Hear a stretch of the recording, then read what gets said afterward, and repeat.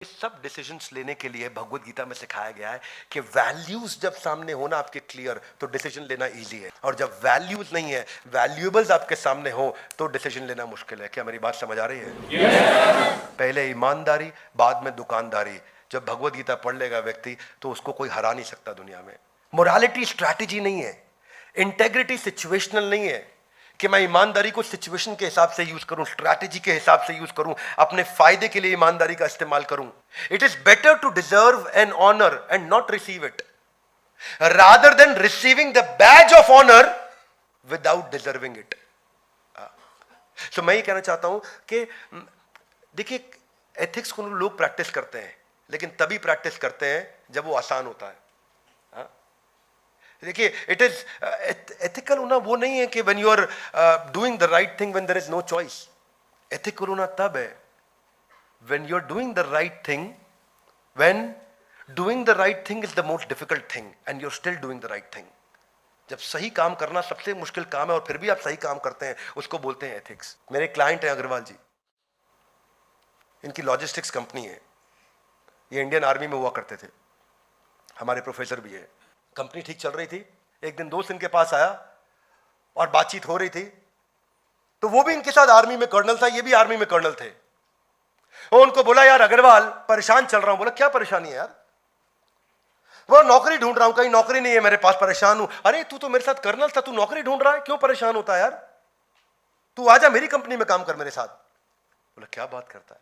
हाँ यार आजा ना, जनरल मैनेजर ऑपरेशंस रखते हैं, तू ऑपरेशंस अच्छा संभालेगा, तेरा आर्मी में एक्सपीरियंस अच्छा रहा है।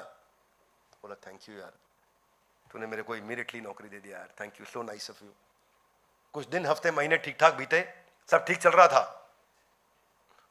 तो अग्रवाल जी और ये रात को एक दिन 7:45 बजे देर हो गई, अपने अपने केबिन से निकलते हुए अचानक मिले। तो दोस्त बोला, यार अग्रवाल आज एक बात दिल की कहना चाहता हूं। बोले, बोल। बैठ यार, साथ में कुछ कॉफी पीते हैं। वाह यार अग्रवाल, एक बात बता, तूने और मैंने एनडीए के एग्जाम्स की तैयारी तो एक ही साथ करी थी ना, हाँ या ना? तू और मैं एनडीए एग्जाम इकट्ठे क्रैक करके आर्मी इकट्ठे एक ही दिन तो ज्वाइन किया था, हाँ या ना? तूने और मैंने इकट्ठे प्रमोशन ली थी, लेफ्टिनेंट कर्नल से कर्नल भी हम दोनों एक साथ बने थे, हाँ या ना? तू और मैं इकट्ठे वीआरएस लेकर के आर्मी से बाहर भी आए थे, हाँ या ना? आज तू कहां है? 2000 करोड़ की कंपनी का मालिक और मैं तेरी कंपनी में मामूली जनरल मैनेजर। ये किस्मत नहीं है तो और क्या है? ये किस्मत नहीं है तो और क्या है? तो अग्रवाल जी बोले, दोस्त मैं अपनी दोस्ती में ये बात लाना नहीं चाहता था, पर तूने आज ये बात छेड़ दी तो उसका जवाब जरूर दूंगा। जवाब सुनना चाहेंगे? सुनना चाहेंगे? अग्रवाल जी बोले, याद कर वो रात को 2 बजे मैंने तुझे जगाया और बोला, यार दोस्त वो बर्फबारी हो रही है, और हम मशीन बिना तरपाल चढ़ाए खुली छोड़ करके आ गए हैं, तो उठ चलते हैं, जाकर के वो मशीन को तरपाल चढ़ा के कवर करके आते हैं, नहीं तो नुकसान होगा। तूने मना कर दिया। तूने कहा रात के 2 बज रहे हैं, इतनी बर्फ में 3 किलोमीटर कौन पैदल जाएगा और वापस 3 किलोमीटर कौन पैदल आएगा? सो जा, सुबह तरपाल चढ़ा दी जाएगी। मैंने फिर इंसिस्ट किया, गलती हमारी है, हमें जाना चाहिए। तूने कहा, यार क्या बात करता है, इस समय जाएंगे इतनी बर्फ में? बीमार पड़ना है? तू इंपॉर्टेंट है, मैं इंपॉर्टेंट हूं या मशीन इंपॉर्टेंट है? सो जा, सुबह जाएंगे। मैंने फिर इंसिस्ट किया कि हमें जाना चाहिए, नहीं तो नुकसान हो जाएगा। तूने क्या जवाब दिया? किसका नुकसान होगा? ना तेरा नुकसान होगा ना मेरा नुकसान होगा, सरकार का नुकसान होगा। सो जा, सुबह तरपाल चढ़ा देंगे।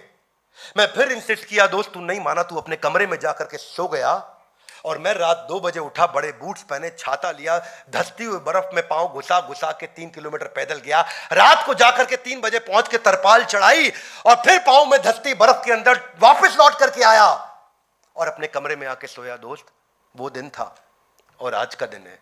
तू तब भी, दोस्त वो दिन था और आज का दिन है, तू तब भी एम्प्लॉय ही था, इसलिए तू आज भी एम्प्लॉय ही है, और मैं तब भी ओनर ही था, इसलिए मैं आज भी ओनर ही हूं।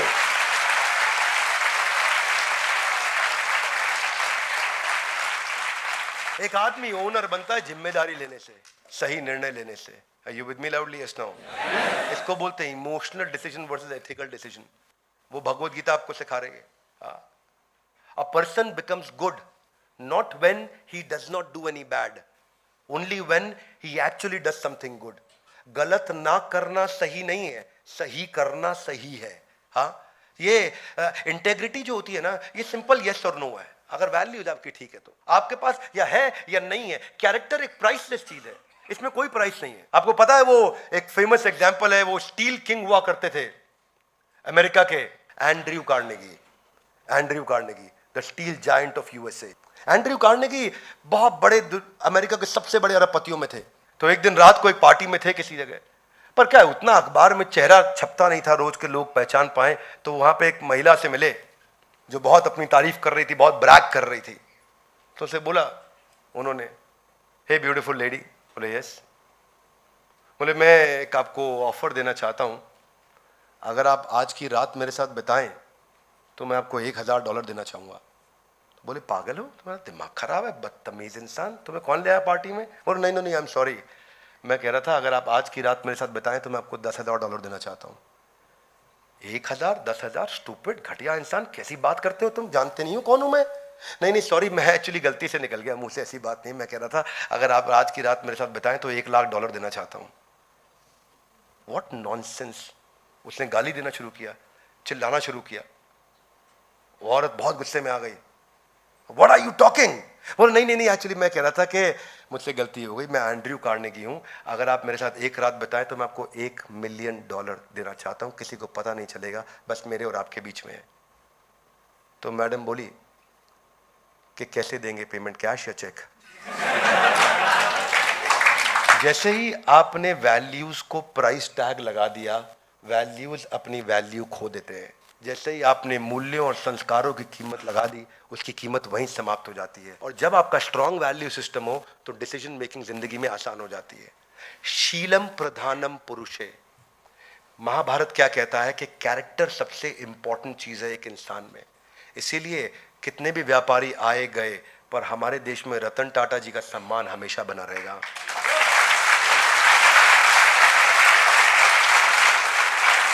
भगवत गीता एक ग्रंथ है कैरेक्टर का, मोरालिटी का, प्रिंसिपल्स का, वैल्यूज का। वे पतुश्च शरीरे में रोम हर्चश्च जायते गांडीवम। गांडीव खिसक रहा, इतना मेरा बुरा हाल हो गया। कैसे इमोशन जो होता है आपको अनस्टेडी बना देता है, कैसे वो आपको डिप्रेस स्टेट ऑफ माइंड में लेके जाता है। तो जो यंगस्टर यूथ इमोशनल होकर डिप्रेशन में चला जाता है, उनके लिए मैं मैसेज दे रहा हूं कि failing to face the fooling feeling, क्या failing to face the fooling feeling will make you face the permanent failing। मैं समझाता हूं। failing to face, आप फेल कर रहे हैं, फेस करना किसको? fooling feeling, वो फीलिंग जो आपको बेवकूफ बना रही है। अगर आप उसको ठीक नहीं किया, वो फीलिंग fooling feeling जो आपको बेवकूफ बना रही है, तो failing to face the fooling feeling will make you face the permanent failing। आप परमानेंटली फेल हो जाएंगे अगर इसको नहीं किया संभाला तो। ये डाउन साइड है इमोशनल होने का कि आपकी डिसीजन मेकिंग एबिलिटी खत्म हो जाती है। ये डाउन साइड है कि आपके लॉजिकल रीजनिंग, लॉजिकल जो ब्रेन है वो स्लो हो जाता है। और ऐसे आदमी का पूरी दुनिया लाभ उठाती है। आपको पता है इमोशनल आदमी का हर आदमी फायदा उठा के चला जाता है। यस और नो? इमोशनल इंसान का हर बाजू वाला आदमी फायदा उठा लेता है। और ये जो इंसान है ये नंबर ड्रिवन माइंडसेट में फिट ही नहीं होता है, ये ओवर थिंकर है। और इसी की इसका stress, depression, lack of sleep, lack of diet, lack of hunger सब खत्म होता है। यही सिम्टम्स हैं इलॉजिकल पर्सन हो जाने के, जब वो लॉजिकल नहीं रहता। और वही श्लोक में बताया गया है, वे पतुश्च शरीरे में रोम हर्चश्च जायते। अगर ये अर्जुन ठीक होता तो भगवान उसको उत्तिष्ठ युद्धाय कृत निश्चय नहीं बोलते आगे चल के। तो ये आज का चैप्टर था हमारा, emotional decision versus ethical decision. इसको समझ पाना ये ग्रंथराज श्रीमद् भगवद गीता आपको सिखाती है। ये वो एक लर्निंग है, जिंदगी में सब छूट जाए, भगवद गीता की लर्निंग नहीं छूटनी चाहिए। यही मेरा आप सबको और पूरे देश को और हमारे सारे यूथ को, युवाओं को ये मैसेज है। इसीलिए मैं सबसे कहूँगा कि इस वीडियो को आप फैलाइए, लोगों तक पहुँचाइए, भगवद गीता पहुँचाइए, लोग पढ़ें और अपनी बुद्धि का विकास करें। ग्रंथराज श्रीमद् भगवद गीता की जय।